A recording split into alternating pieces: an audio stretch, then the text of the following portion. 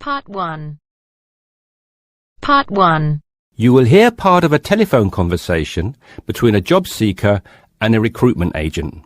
First, you have some time to look at questions 1 to 6.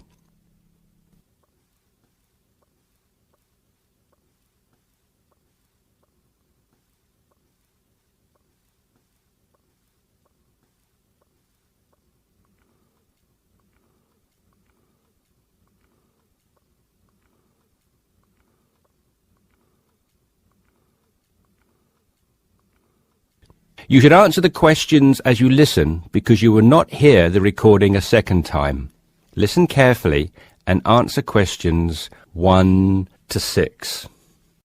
Yes, so that's Janet Thompson. Would you like me to spell it? If you wouldn't mind, thank you. Just the surname, please. No problem. It's Thompson. Great. Now, Janet, before we go through the openings I have here in front of me, might I just take a few more details to complete your profile on my system? Of course. What would you like to know? Well, let's start with your email address, please.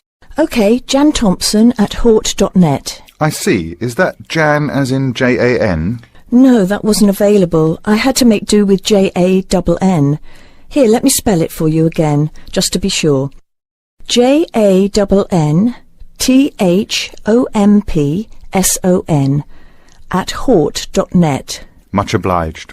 And could I ask, do you have your referee details to hand? Yes, what do you need? I need one work reference and one character reference from a friend or colleague. OK, for a work reference, there's Jane Foote. She's my former boss at Bermuda Girls' School, head of English. OK. My personal referee is Monica Carbody. Mon and I have been best friends since we met in Bermuda in 1991, when she was deputy head of English under Mrs. Foote. Perfect. And you mentioned, of course, that you're an English teacher, but are there any additional subjects you're qualified to teach?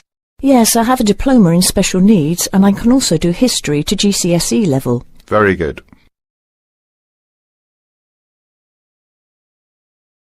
Before listening to the rest of the conversation, you have some time to look at questions 7 to 10.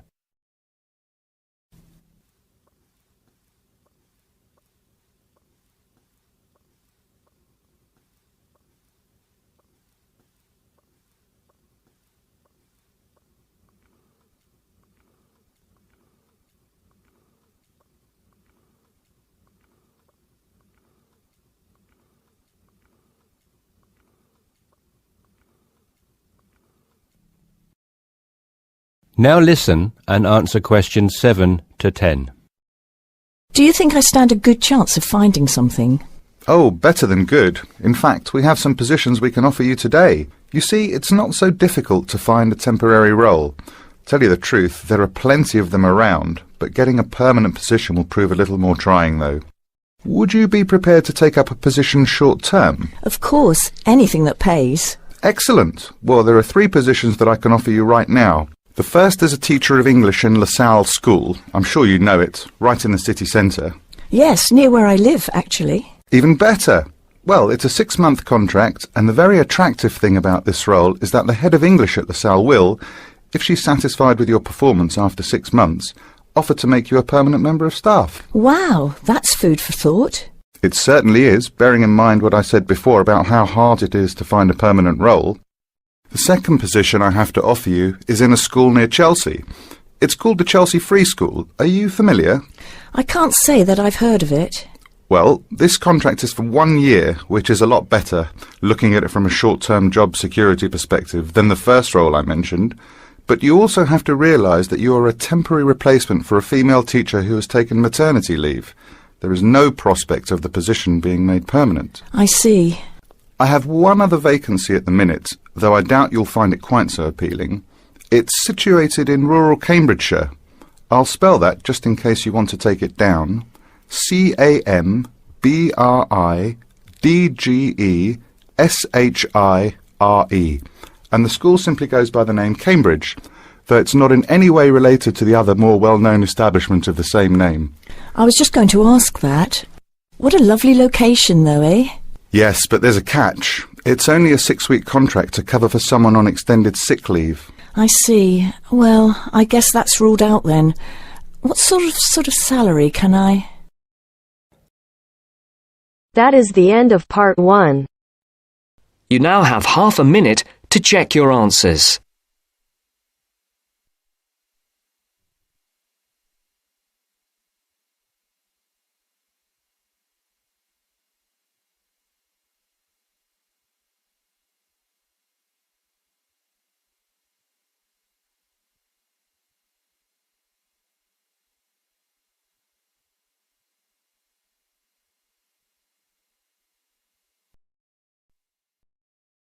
Now turns to part 2. Part 2. You are going to hear Dr. Joanna Robinson, the course director of a language learning centre, answering questions from reporters from the student newspaper. First, you have some time to look at questions 11 to 16.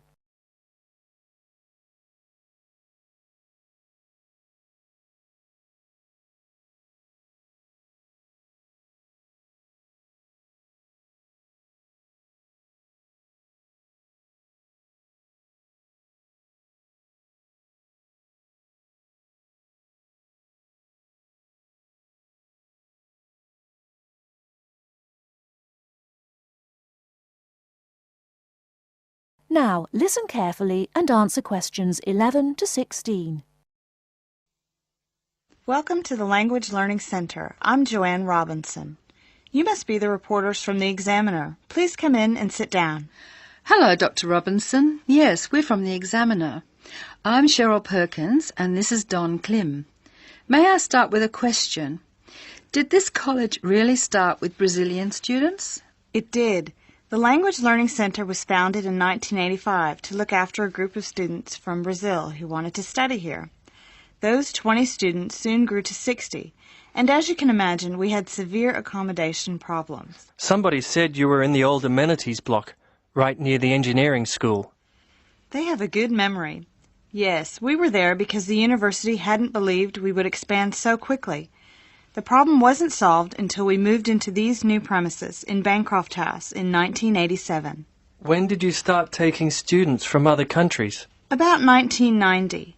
We now have students from 13 different countries enrolled, and we expect a large group from Turkey next month. Yes, we've noticed a lot more advertisements for Turkish restaurants in our advertising section. Well, 40% of our students come from Turkey, by far the largest single national group, and I believe there's been an influx to the rest of the university. There are a lot of Turkish students studying hospitality. Do you offer anything special to the students? Yes, we do. There are several things which make us rather different from other language schools. English is certainly not restricted to English for academic purposes here. Sometimes we have extra classes for students who have particular courses in mind. And we have just said goodbye to a group of 30 Indonesian students who were preparing for a university course in agriculture. They came to us for English for farming, and they were with us for a long time. We miss them. How long do students usually stay at the Language Learning Centre? It varies, so I'll talk about the average. Most of our courses last for 5 weeks, but to make any real progress, a student needs to be here for at least 3 terms. That's 15 weeks. The students do better if they have a little time to settle in at the beginning of the course, and we offer an orientation course that lasts a week. Most students take it. It helps them to settle down, and it gives us plenty of time to test them and place them at the right level. How many people are in each class? We sometimes go up to 18, but our average class size is 14 students, and some classes have as few as 7 participants. It depends on the needs of the group. You were saying that you miss your students when they go. How do you attract students? I mean, how do they hear about the Language Learning Centre in the first place? We're included in the university advertising and marketing, and we have our own website. The thing which works best for us, though, is word of mouth. Students who leave us often send us their friends. In fact, a student who arrived today was carrying a photograph for me of a former student and his baby. It sounds like a nice place to be. It is. A lot of our students make lasting friendships while they're here. Before you hear the rest of the talk, you have some time to look at questions 17 to 20.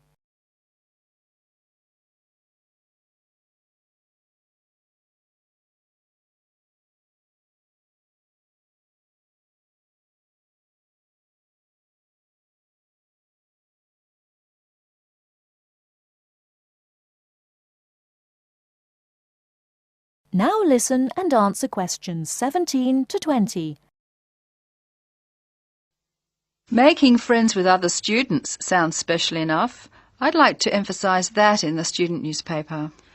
We do try to get our students to be part of the wider university. How do you do that?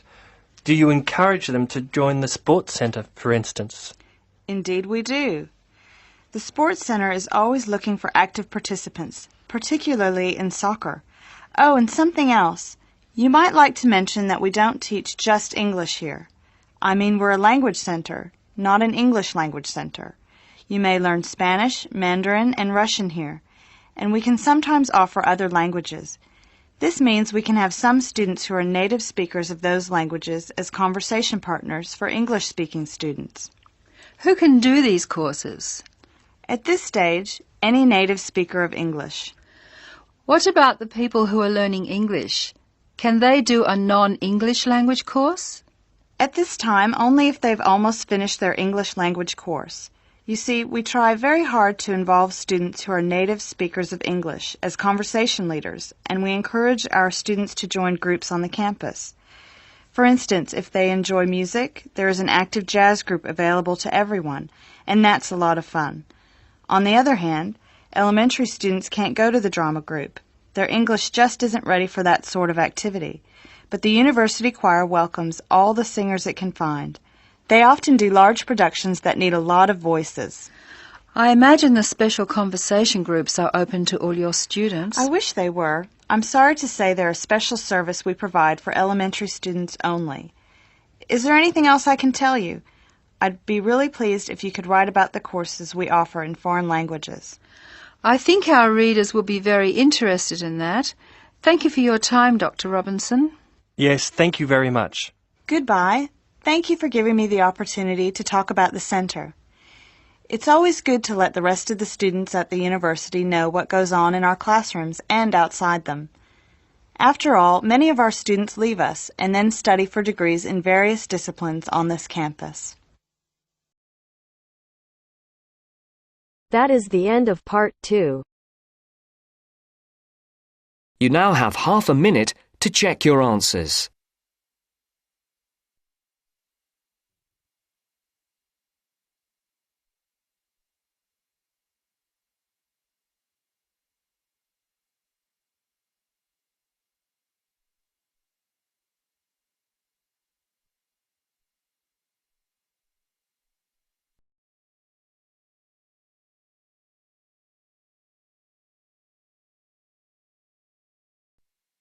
Now turns to part 3. Part 3. You will hear two business studies students, Evelyn and Mark, preparing for a seminar presentation. Before you hear the conversation, you have some time to look at questions 21 to 25.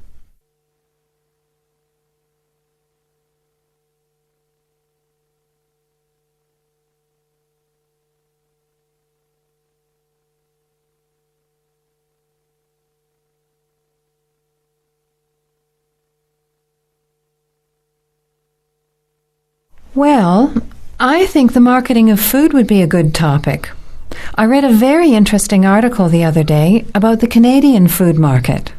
I suppose everybody's interested in food, even if it's trying not to eat. Why Canada?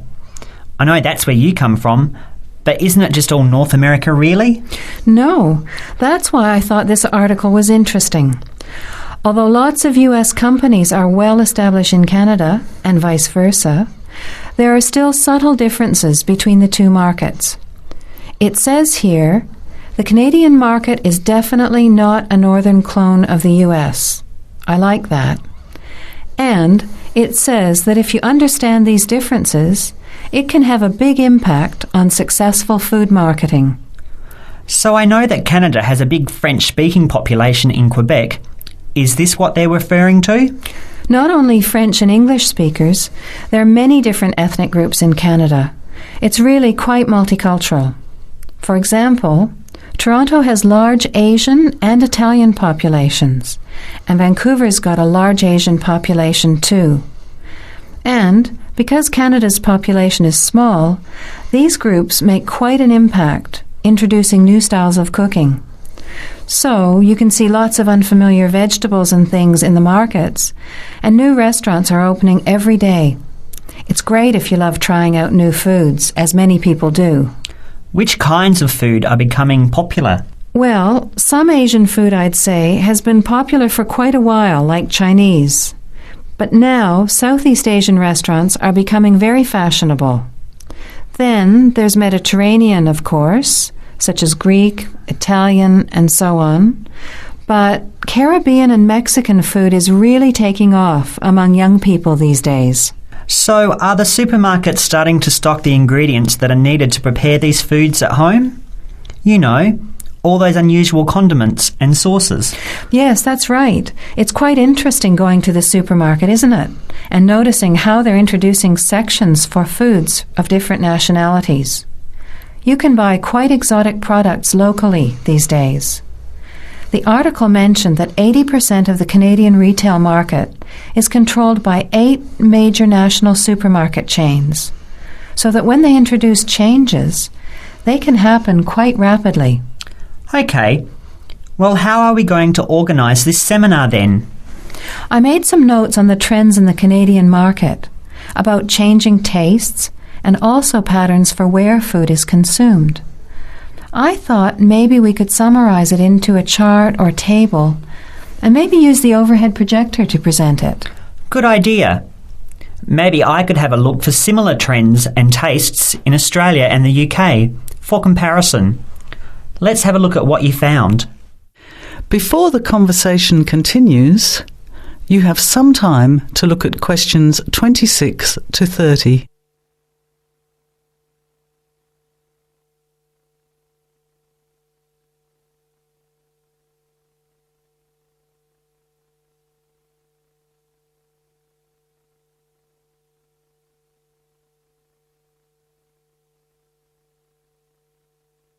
Now, as the conversation continues, answer questions 26 to 30. The most significant trend, it seemed to me, was that Canadians are definitely interested in healthy food. For example, did you know that salads are the 3rd most commonly eaten food in Canadian restaurants? Really? What about organic food then? Is that becoming more popular? Yes, it's definitely moving into the mainstream compared to a few years ago. And a recent survey showed that 4 out of 5 shoppers said that they check the fat and nutritional information on the packet when they're deciding what to buy. What other trends did you find out? There's one change I noticed straight away when I was home last year in the meat department. You know, here the meat packaging says rump steak or 4-quarter chops and so on. Well, they discovered that most consumers these days didn't know what to do with these roasts and rounds and ribs. So the government approved a new naming system for cuts of meat, which is related to the required cooking technique. What a good idea. I've never really understood the difference between sirloin, rump, round and all those names. So how many new categories are there? 8. There are 3 kinds of steak, for grilling, for marinating and for simmering. And then there's what they call quick-serve beef, for stir-fries, I suppose. And premium oven roast, pot roast and stewing beef. It's a great idea, isn't it? I hope it catches on here. I agree. Any other trends that you thought were significant? Well, what's really interesting is what the article called mobile meals. In other words, more and more Canadians are eating meals away from home, but not just eating more junk food. They're projecting a 40% increase in snack food sales over the next 3 years, and the growth is coming from healthy snacks. You know, the ones that have less cholesterol and fat, such as muesli bars, health food bars, and those types of products. Apparently, in the food marketing jargon, they're called nutritious portable foods, which means healthy snacks. The other major trend is that young people are doing more of the food shopping these days, So marketing has to be aimed more at them, as well as more conventionally at the mother. Thanks, Evelyn. I think we'll have an interesting discussion about these trends and the comparisons with other English-speaking countries. I'll see if I can get some information about them to compare with yours, and meet you on Friday to put it together. See you then. Bye. That is the end of part 3. You now have half a minute to check your answers.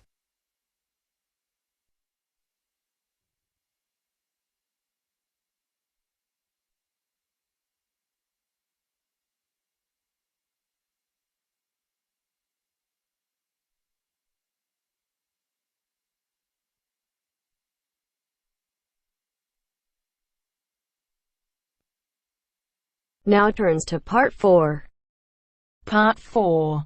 You will hear someone talking about art. Look at questions 31 to 35.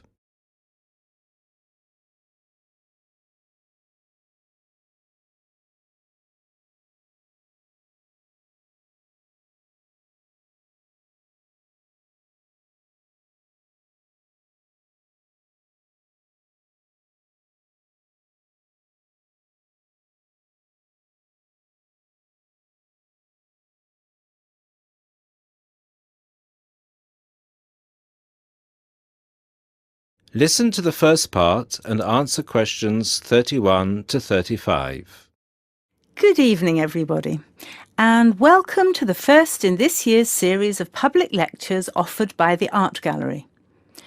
As Chief Curator of the Gallery, I was given the honour of presenting the first lecture, and let me tell you, I had a difficult time deciding what to talk about tonight. Being the curator, I naturally know just about everything that's in this gallery, but I wanted to choose an artist who has a wide appeal. That seems only fair, yes? But I didn't want to talk about someone so well known that anything I said would be familiar. I wanted someone modern. My personal preference is for modern art. But, again, I wanted to choose someone who had the potential to appeal to all art lovers, whether they're attracted to traditional forms, Impressionism, Surrealism, or what have you. So, having spent the last 5 years as a visiting professor in Barcelona, it's not surprising that I finally chose to talk about one of the greatest Catalan artists, one whose work is likely to be familiar to many of you. Joan Miró. Look at this. And this. And this. Ring any bells? Miró's most famous and most widely reproduced works tend to be like this. Bright primary colours with lots of asymmetrical forms. He painted on large canvases, larger than himself quite often, and his paintings depicted birds, trees, flowers, and other features of the natural world. But Miró produced a great variety of work, and it's about some of his lesser-known paintings that I would like to speak this evening. Miró was born in Barcelona in 1893, the son of a goldsmith. He began to show talent very early, and in 1926 went to Paris, where he was drawn to the Surrealists of Montparnasse. He did not define himself as a Surrealist, however. He preferred to stay free to experiment with other artistic styles as he wished. Miró had an intense dislike of much of the painting and many of the painters he knew. He wished to do something totally different, to express his contempt for bourgeois art. And yet, ironically, Miró's success has made his works much in demand among art collectors of the world. But we can't really talk about the artist without looking at his art. And that's what I'd like to do now. To take a look at just a few of Miró's works and think about what it is that makes them special. Special to me, and to a great number of people who flock every day to the Miró Foundation in Barcelona. Now look at questions 36 to 40.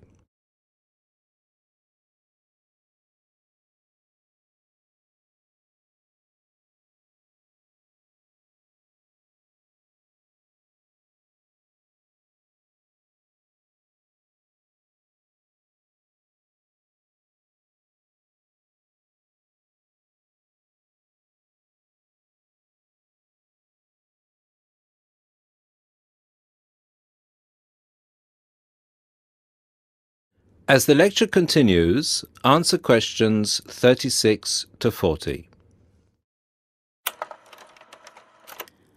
Let's start with this. One of Miro's best-known and brightest works, Woman and Bird, a sculpture created in 1982. It is on display in a park in Barcelona, often known as the Juan Miró Park. A huge sculpture, towering up into the sky. It reflects Miro's eternal interest in these themes, as well as his more technical interest in materials. This sculpture is covered in mosaic, which gives it a naive and cheerful appearance. It is interesting that this sculpture was completed in 1982, just a year before Miro's death. I think it shows that, towards the end, he was feeling as playful as a young man, and I think he wanted to share this playfulness in a park on such a big, very public scale. And now, another representation of a woman, this time just called Woman. This was painted in 1976, a late work for Miro, and is a work we often see reproduced or on sale as postcards or posters in gallery shops around the world. So why is it so popular? I think the use of colour has something to do with it. People respond to these rounded shapes filled with primary colours, especially on a large canvas like this. Also, the fact that, while it is rather surreal, it is still possible to recognise the form of a woman and to see it as a sympathetic representation. It's a bold, bright painting, and I think that it awakens a reaction in many of us. And finally, something quite different, though still a woman. A harsh, even violent work that was completed in 1939, at a time when Miró was greatly influenced by events of the Civil War in Spain. It's titled Seated Woman 2, but it can be hard to find the woman here, as she's been transformed into a rather horrendous creature. So is that how Miró viewed women? As grotesque? Not at all. This picture can also be seen as strong, with a huge base and solid shoulders to support those who depend on her. In this painting, her arms and neck seem to grow as vegetation out of her shoulders, representing woman as a fertile ground, perhaps. We also see here the fish and birds, the moon and stars so typical of Miro's work, making her a creature of nature and of the heavens as well. And that's all we have time for this evening, I'm afraid. I hope that you've enjoyed this brief look at Miro's work, and that you will enjoy the other lectures that follow this one. Thank you, and good night. That is the end of part 4. You now have half a minute to check your answers.